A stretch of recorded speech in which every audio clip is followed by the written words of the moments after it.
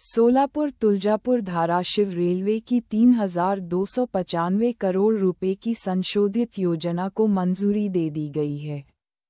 केंद्र और राज्य दोनों मिलकर 50% राशि का योगदान देंगे, मुख्यमंत्री देवेंद्र फडणवीस साहब।